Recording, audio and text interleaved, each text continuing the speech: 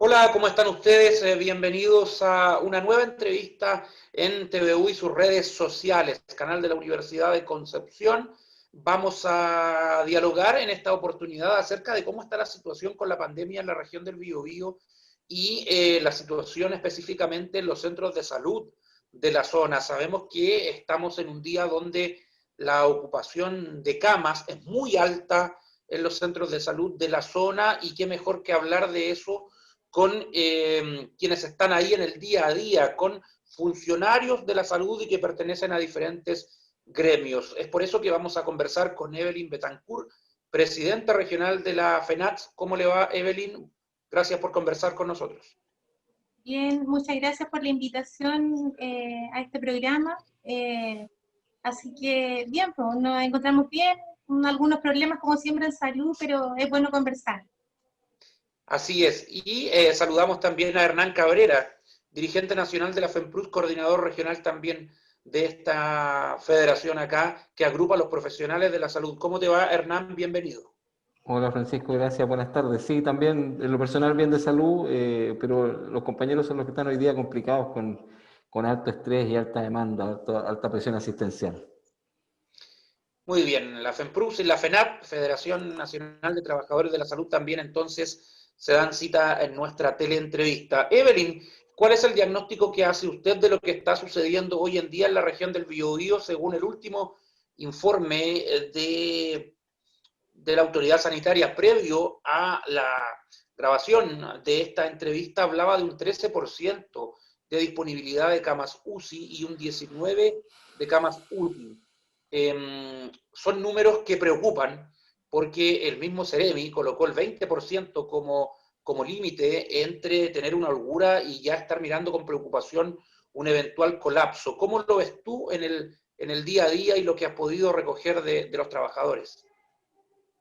Efectivamente, hay un 13% que significan 20 camas UCI en la región, porque hay que señalar que no es Sí. solo acá en Concepción, se considera Curanilahue, Víctor Ríos Ruiz de Los Ángeles, y además hay un 13% de camas UTI que equivale a 12 camas también a nivel de región. Eso es lo que dice el informe que elaboran todos los días y que es el mismo que recibimos nosotros los gremios. Lógicamente nos preocupa, sabemos que es lo que planteó el coordinador de la macrored, don Carlos Vera, que están trasladando pacientes para poder dejar disponibilidad y así no colapsar de un momento a otro. Nos preocupa porque esto no solo genera el que no podamos tener camas UCI disponibles, sino que también, mientras más ocupada tenemos la disponibilidad de camas críticas, y también tenemos una mayor cantidad de atención, un agotamiento más significativo y un cansancio en los propios trabajadores de la salud, que significa que están trabajando 24 horas de corrido, que no era lo que antes hacían. Entonces hay otros factores que influyen también en esto. Lógicamente, como organización, lo que creemos es que lamentablemente, como las decisiones han sido reactivas y no preventivas, el que la cuarentena llegara tarde a lo que habíamos planteado nosotros también como organizaciones de la salud, también afecta que esto esté pasando hoy. ¿Qué visión tienes tú, Hernán Cabrera, de lo que está sucediendo con la ocupación de camas en la región? No, muy coincidente con lo que señala Evelyn, efectivamente la intercomuna y la región en general las últimas 2 semanas ha transitado en la cornisa todos los días respecto a la cantidad de ocupación de camas, tanto UTI como UCI. Esto hay que considerar también que no es solo la existencia de esa cama o la existencia de ese ventilador, hay otra dificultad sumada ya al desgaste del equipo, a que los reemplazos que están llegando son profesionales o son trabajadores y trabajadoras que no han tenido la posibilidad de hacer una inducción, de hacer una preparación previa para asumir estas unidades y estas áreas tan complejas. Entonces, eso le suma un elemento más que complejiza el escenario. Eso sumado, insisto, a los brotes que se han ido dando en algunas unidades, la ansiedad misma que genera el hecho de que esté a la espera de un resultado, un PCR, porque fuiste contacto estrecho de tal o cual compañero o compañera. Comprender que esas mismas jornadas que decía Evelyn, extensas de 24 horas, han modificado incluso el clima laboral. has modificado tus conductas dentro del mismo establecimiento respecto a cuando te alimentas, cuando podías compartir con un compañero o compañera para conversar, un café en algún momento de la jornada, todo eso ha cambiado y afecta negativamente a la salud mental también de los trabajadores y trabajadoras. Sí. Ahora, Evelyn, ¿son los hospitales más grandes los que tienen mayores problemas en términos de ocupación de camas o esto es transversal? Es transversal porque en realidad los hospitales más grandes es donde mayor cantidad de camas tenemos, y lo otro es que no todos tienen camas críticas. Entonces, por ejemplo, con Hernán somos del hospital de Lipquén, ambos. Nuestro hospital no tenía camas críticas y a partir de la pandemia se implementaron camas críticas, pero es porque la mayoría de los establecimientos de la región son establecimientos que son de carácter comunitario. Por tanto, son establecimientos de baja complejidad y que lógicamente tuvieron que, en algunos casos, algunos transformar camas básicas, que era lo que contaban, a camas intermedias, que no son camas que disponen de ventiladores, ni son camas críticas. Entonces, ese yo creo que ha sido un elemento a nivel país que también no se vio, no se visionó en relación a lo que necesitábamos como salud, que es algo que también hemos dicho por mucho tiempo, el fortalecer la salud pública. Hoy estamos viendo eso, pues lo que ya teníamos problemas, hoy nos repercute en relación a cómo brindamos esa atención. Y si bien se ha traído ventiladores, existen ventiladores disponibles, lamentablemente la infraestructura, los espacios físicos y un montón de otras condicionantes también impide un poco poder ir creando nuevas camas críticas. Entonces, el problema es lo que te dije al inicio, que lamentablemente las reacciones, más que la prevención, porque se actuó de manera reactiva más que preventiva. Entonces, desde ese punto de vista, igual esto hay que tomarlo como una experiencia en la necesidad de fortalecer el sistema público de salud con las necesidades que se van generando en relación a lo que vamos viendo en el contexto que estamos viviendo actualmente. Entonces, transversal desde ese punto de vista en relación a lo poco que tenemos como hospitales principalmente de alta complejidad y en algunos de mediana complejidad que tienen camas UTI y no UCI, porque en realidad si habláramos de camas UCI, tenemos en el Guillermo Gran Benavente, en el Higueras, en el Víctor Ríos Ruiz y en Curanilahue. Creo, pues se me haya ido alguno. No, parece que eso. Y en otros tenemos camas UTI, que son tal vez un poquito más, pero a nivel de región son muy pocos considerando la cantidad de hospitales que tenemos. Sí. Para que la gente entienda, nunca está de más educar, transmitir su conocimiento. ¿Cuál es la diferencia entre una cama UCI y una cama UTI, Hernán? A ver, tiene que ver con las prestaciones y la utilización de algunos fármacos que son de mayor complejidad y de un uso con un criterio más estricto de aplicación, con drogas vasoactivas, pacientes, por ejemplo, en la UCI, son pacientes que están con compromiso de conciencia, altamente sedados, en muchas oportunidades conectados a un ventilador Ahí mecánico, están y la los más UTI graves. claro, es un signo también de gravedad o de manejo bastante más cuidadoso del paciente. Y la UTI, a nivel intermedio entre una cama básica y estar en la UCI. Ahí, de todas maneras, hay asistencia ventilatoria con oxígeno, también algunas drogas endovenosas que se requieren de traspaso permanente, pero la UCI vendría a ser la unidad más compleja. Y ahí señalar, en base a lo que decía, complementando lo que decía Evelyn, claro, en la provincia de Arauco, la provincia de Arauco no cuenta con un hospital de alta complejidad. Son solamente hospitales de mediana y baja complejidad, comunitarios, con atención primaria dosada, y el hospital de Curanilahue tuvo que complejizar 6 camas, que en este caso son UTI, y que están al 100. O sea, y eso costó en su momento, nos costó una pelea porque los directores no veían necesario implementar o complejizar camas en la provincia de Arauco. Un sinsentido, porque lo que decíamos nosotros desde el comienzo de la pandemia, una cuestión que lo hemos discutido también con las autoridades de gobierno, de que estaban tan preparados. Sin embargo, cuando nosotros les pedíamos que esa preparación se manifestara con la implementación de esas camas, la negativa fue rotunda.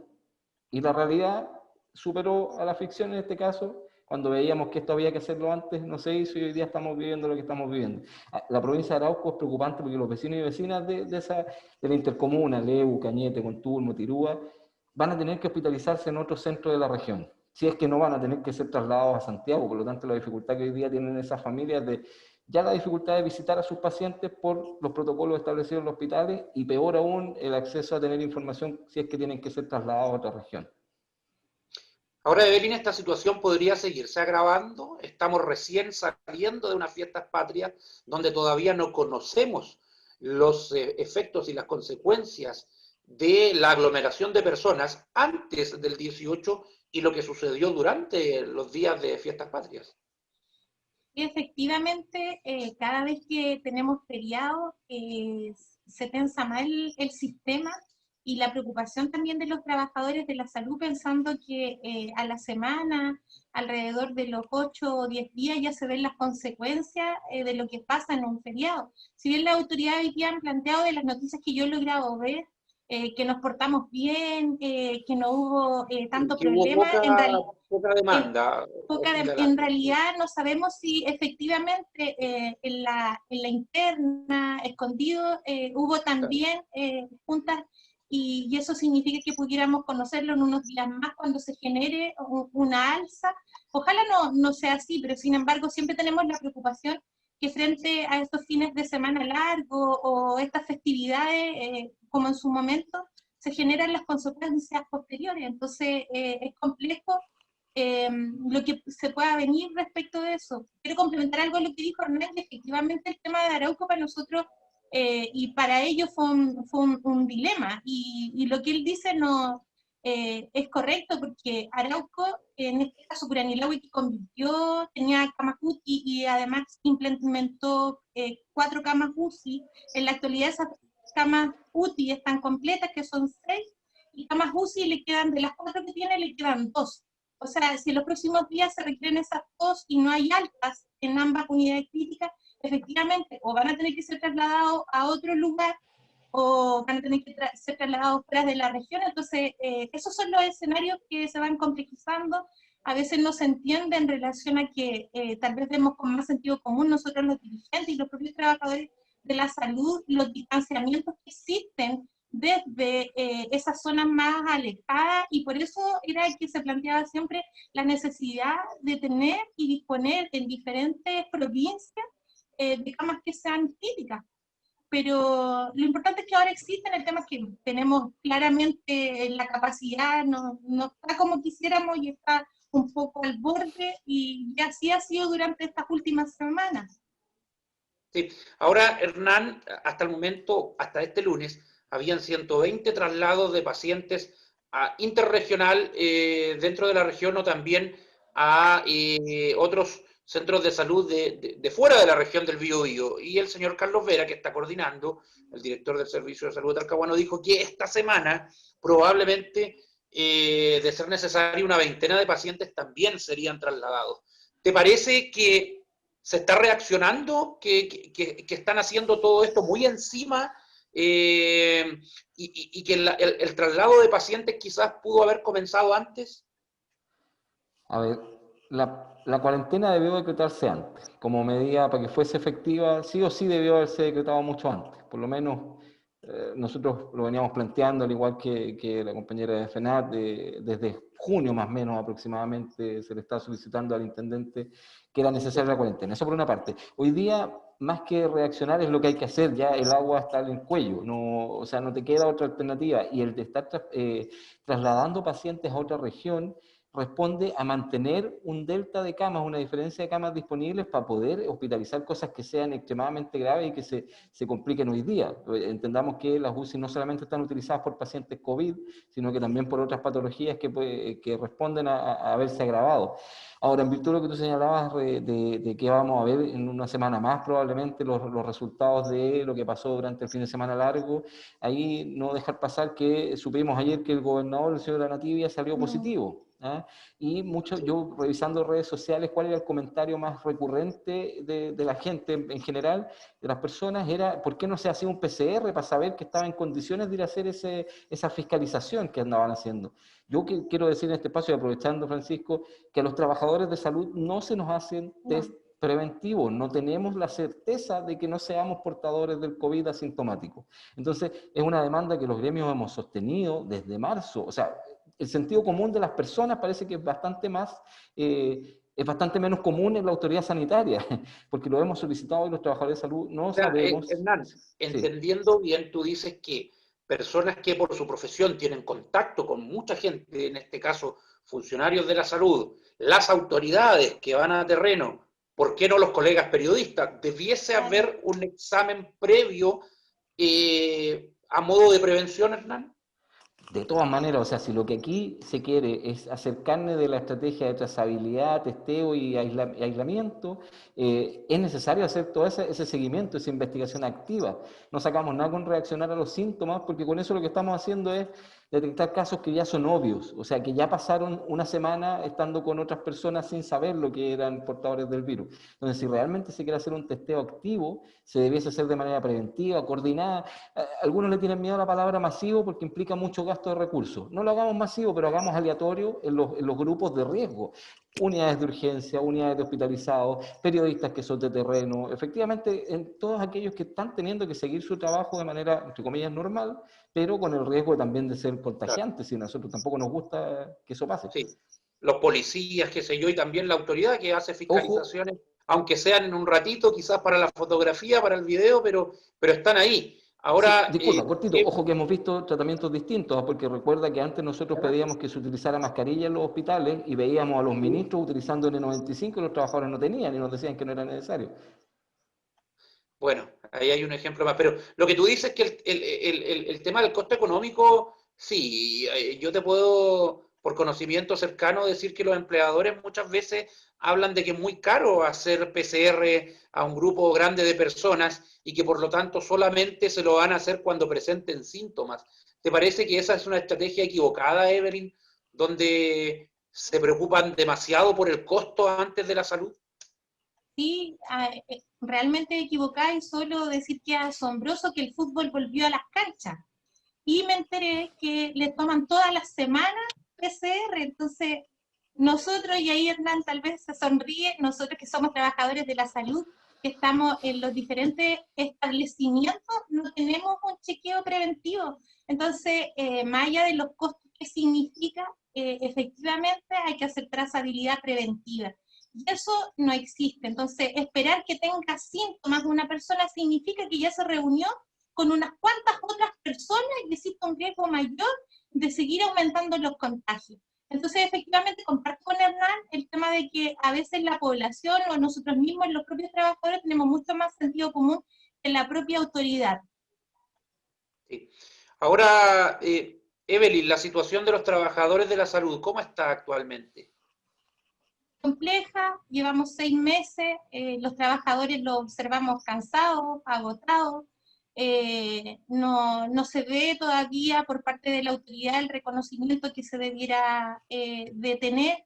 Nosotros creemos que el momento, al menos como federación, y así lo hemos planteado en nuestra confederación, ni siquiera de que nos den aplausos ni nada, sino que se vuelva efectivo. Nos alegramos que exista ya el proyecto de ley que está avanzando en sus trámites, para poder tener feriado compensatorio, estos días compensatorios, pero sin embargo creemos que es el momento de que la autoridad reconozca que estamos inmersos en cada uno de los establecimientos de salud a diferentes riesgos y por tanto necesitamos que se legisle en relación a que tengamos una asignación permanente de riesgos, no solo por lo que está pasando en el contexto de la pandemia, sino que además porque estamos expuestos a riesgos de virus, bacterias, riesgos biológicos, químicos en relación a los elementos que se trabajan dentro de los establecimientos, radioactivos, porque se toman un montón de imagenologías que tienen elementos radioactivos.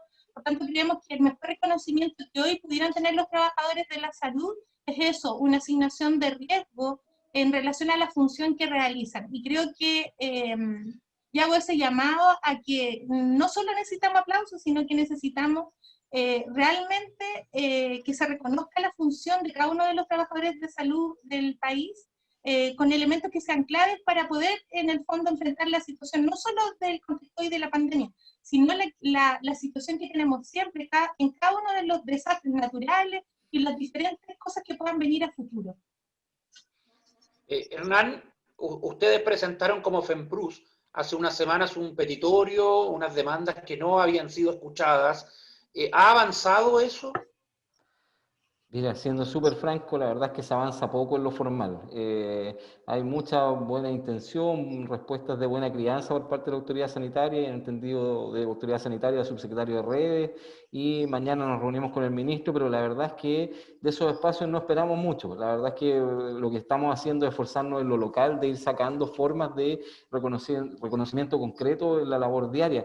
Cabe señalar que a los trabajadores, bueno, cuando la ciudadanía o todos nos damos cuenta que existe un trabajador al otro lado, por ejemplo, cuando generan un paro los recolectores de basura. Y ahí recién la ciudadanía se da cuenta de lo importante que son en la cadena de todo lo que pasa el día a día en nuestras comunas, en nuestro barrio, etc.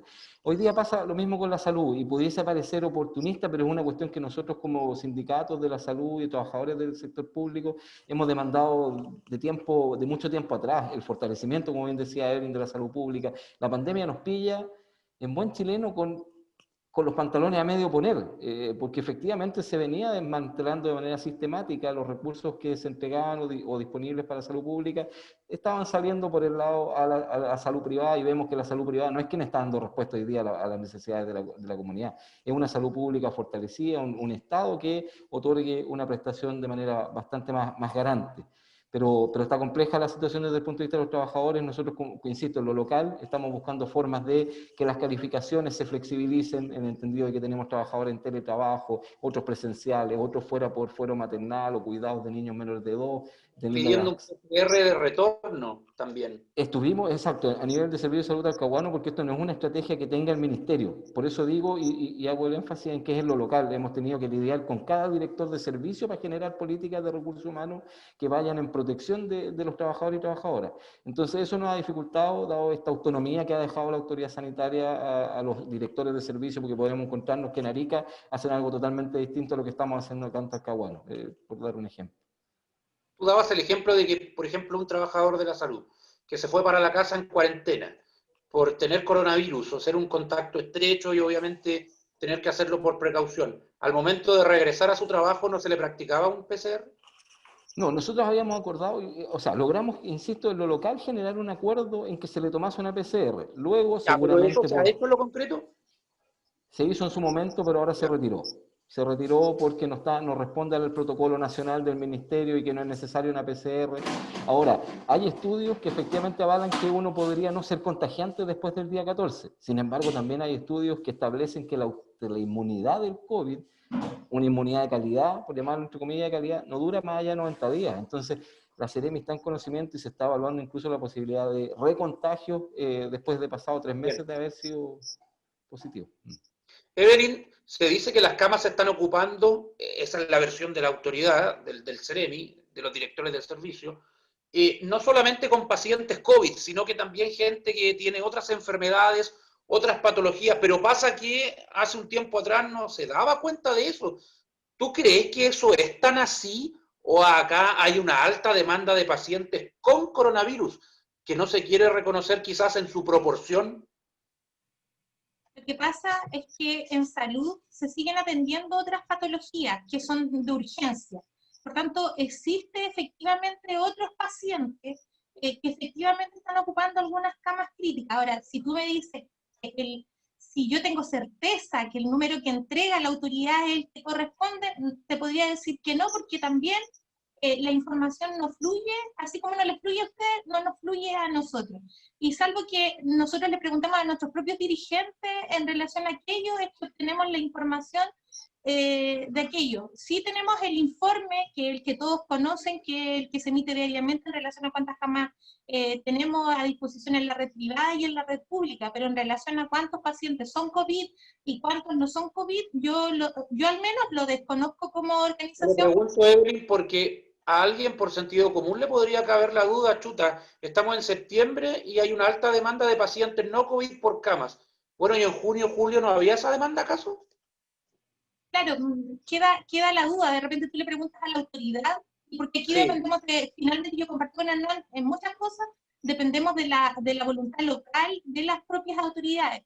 Porque, por ejemplo, de repente le preguntas a la autoridad, en tal hospital, no voy a dar nombre, ya sí. no quedan camas, no, si están atendiendo 9 y tienen 12 camas, claro, porque se disfraza en sala de observación, hay otros 10 que están esperando el examen. Entonces, en realidad que no hay cama, solamente que está disfrazado de la forma como brindamos la atención. O sea, de igual manera falta más transparencia en la entrega de información, que Sí, fluya de mejor manera. sí, yo igual creo que hace falta, nosotros recién empezamos a recibir los informes hace 2 semanas, lo habíamos pedido durante todo este tiempo y no lo habíamos tenido, y hace 2 semanas lo estamos recibiendo. Pero sin embargo, cuesta obtener la información así como les cuesta a ustedes, a nosotros igual nos cuesta obtener la información, y por tanto yo no puedo dar fe de lo que tú me estás preguntando porque desconozco si hay. Me lo preguntaron hace un rato en una nota para la prensa, que existía un 45%, creo, de camas con otras patologías, y yo no lo sé, porque en realidad no podría acreditar que esa cifra que se dio es la correcta. Sí. Pero evidentemente como dirigente te gustaría conocer esa cifra Sí. y confiando en que fuera la real, obviamente. Tú Ajá. sabes que hay una investigación en desarrollo contra el exministro Jaime Mañalich, que vamos a ver si podemos alcanzar a mencionarla. Hernán, ¿qué opinas tú de ese punto? Porque evidentemente uno se queda con lo que dice la autoridad en las conferencias, pero ahí no se cuenta todo. Y yo que vivo en Talcahuano me he enterado de muchas muertes que han ocurrido en el Hospital Higueras en el último tiempo, en el Hospital Regional también, y lamentablemente simplemente engrosan una estadística, y ahí hay historias muy profundas. Te vuelvo a preguntar, se da a conocer de que hay una alta demanda de camas de pacientes no COVID, pero reitero la pregunta, ¿y qué pasaba en junio, julio, mayo? ¿Acaso la gente se dejó de enfermar de patologías no COVID? ¿Qué opinas tú de eso? No, claramente hay una relación directa con el aumento de los casos también. O sea, las camas mayoritariamente están siendo utilizadas por pacientes que se han complejizado y que son portadores de COVID y que han hecho un cuadro respiratorio y que no han podido resolver de manera más básica. Hay que tener en consideración que del 100%, porque estamos teniendo más o menos en promedio de 200 casos diarios, de esos 200, más o menos 20, un 10% tiene una alta posibilidad de agravarse. ¿Ya? Entendiendo eso, la alta posibilidad de requerir una cama UCI. Consiguiente a eso es que esa cama UCI queda utilizada, queda ocupada durante mucho tiempo. Son pacientes que son de larga estada en la ventilación mecánica, en la unidad crítica. Entonces, el nivel de ocupación no es solamente el diario, sino que lo sostenido. Y si tenemos que cada día están saliendo 200 personas contagiadas, de esos 200 son 20 potenciales pacientes que van a requerir una hospitalización en una unidad crítica como es UCI útil. Ahora, claro, tú señalas que efectivamente hay una investigación, yo creo que acá lo que hay es un mal manejo comunicacional del riesgo. ¿Ya? El gobierno y la autoridad no han logrado comunicar el riesgo como corresponde de manera, yo creo, concertada. Acá, a raíz de lo que se está sabiendo de la investigación del exministro Mañalich, aquí hay una clara intencionalidad de dar cifras que buscasen tranquilizar a la población, ¿ya? Y no alarmar. Pero en esa búsqueda de no alarmar, efectivamente lo que consigue es que la gente tienda a subvalorar el riesgo que hay de contraer el virus. Entonces ahí hay una comunicación de riesgo que no ha funcionado, que no se ha entendido. El Quédate en tu casa, si bien no afectó a la zona de cuarentena, como en gran parte de la octava, vamos a ver en Santiago cómo se va a dar esta situación las próximas semanas, 5 o 7 días más. Evelyn, ¿qué opinas tú de la investigación de esta acusación constitucional contra el exministro Jaime Mañalich? ¿Te parece que tiene asidero, que hay cuestiones que se tienen que investigar, o te parece que es más político este tema? No, yo creo que hay cosas que se tienen que investigar, que hay cosas que fueron evidentes, que incluso en los informes que se daban, después se contrarrestaban con otros informes que no correspondían. Entonces yo creo que todos nos merecemos, como parte de la ciudadanía, conocer qué es lo que pasó efectivamente, y creo que es importante que esos hechos se investiguen. Y no creo que sea un tema político, creo que nos merecemos saber si existe o no la responsabilidad respecto a lo que aconteció al inicio de la pandemia. La gestión de Enrique París, ¿ha estado a la altura?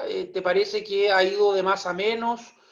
¿O que está al debe? ¿Qué te parece hasta el momento la gestión del ministro? ¿A mí? Sí, a ti. Ah, ya. Yo creo que ha sido de menos a más o de más a menos, tengo mis dudas. ¿no es cierto? Que lo que tengo claro es que ni el ministro Mañalich ni el ministro París han escuchado trabajadores de la salud. Por tanto, nosotros vemos que existen reuniones todas las semanas, se juntan incluso las organizaciones por separado, se juntan en conjunto, y todavía no vemos los resultados de las demandas que se han planteado. Entonces, en realidad, por eso digo que no sé si va de menos a más, ¿verdad? Porque en realidad ha sido prácticamente lo mismo desde que iniciamos la pandemia al contexto que tenemos hoy. Y finalmente, es lo que te dije al inicio, pareciera que seguimos avanzando de forma reactiva más que preventiva, porque si finalmente los intendentes no se hubieran quejado respecto al fonquete en tu casa, tal vez otro escenario hubiera sido en relación a que nosotros estando en cuarentena hubiéramos tenido que igual tener visitas como se planteaba. Entonces, tú vas viendo diferentes situaciones que no cambian desde el inicio de la pandemia y que siguen manteniéndose de la misma forma. Entonces, no sé si hemos tenido avance, por decirlo de manera significativa, porque al menos desde el punto de vista de nuestra organización no se reflejan.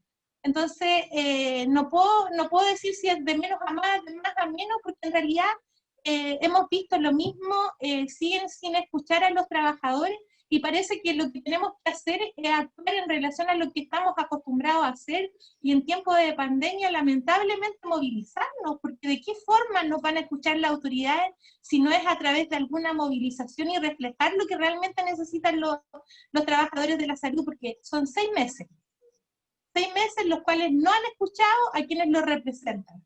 Entonces, ¿qué más podemos hacer si lo único que vemos es que se realizan, diferentes sectores han realizado ciertas movilizaciones y sí tienen respuesta? Tendríamos que actuar de la misma manera. Y si bien no lo hemos hecho, al menos nosotros como organización, ha sido pensando en el contexto que estamos. Pero ¿cuánto más tendremos que esperar para ser escuchado por parte de la autoridad si seguimos estando en la misma condición desde el día 1? Sí. Hernán, para finalizar justamente también, ¿qué opinas de la gestión del ministro París? Si estás de acuerdo con la acusación constitucional contra el ministro Mañalich, ¿qué opinas? Sí, nosotros la verdad es que el ministro París vino a cambiar la forma principalmente, más que el fondo.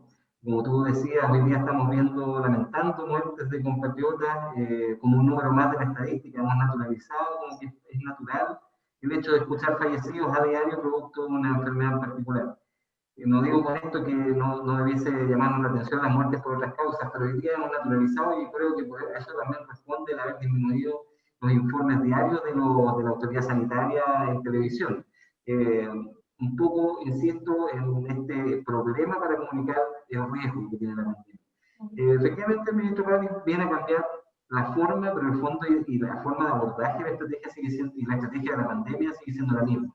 Recuerden que en algún momento se habló de inmunidad de rebaño, luego el exministro se tuvo que desdecir, sin embargo, no hemos visto un cambio sustancial.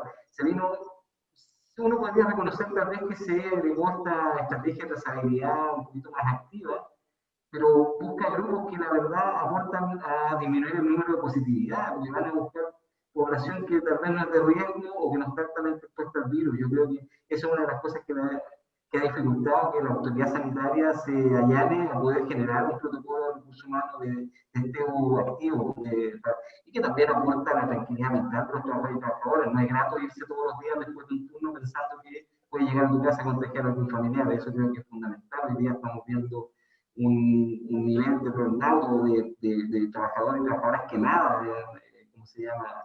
Comúnmente, ya respecto a cambios de humor, a lo que afecta esto en la salud mental de los trabajadores y trabajadoras, pasar por nada extenuante. Por lo tanto, el cambio del ministro ha sido principalmente de forma más que de fondo, más que abordaje de la estrategia de la pandemia. Muy bien, le agradezco la participación en el programa, se nos pasó volando la hora, pero alcanzamos a tocar varios puntos relevantes para saber la situación actual en los centros de salud de la zona en esta pandemia del coronavirus. Muchas gracias, Evelyn Betancourt, presidenta regional de la FENARTS. Que le vaya bien. Gracias a ustedes por la invitación y saludos también para Hernán ahí, que tengan una buena tarde. Hernán Cabrera, coordinador regional de la FENPRUT, dirigente nacional. Que te vaya bien, muchas gracias por participar. Gracias a ti, Francisco, por la invitación y tener siempre en consideración la mirada de los trabajadores. Muy bien, hasta la próxima. Adiós. Chao.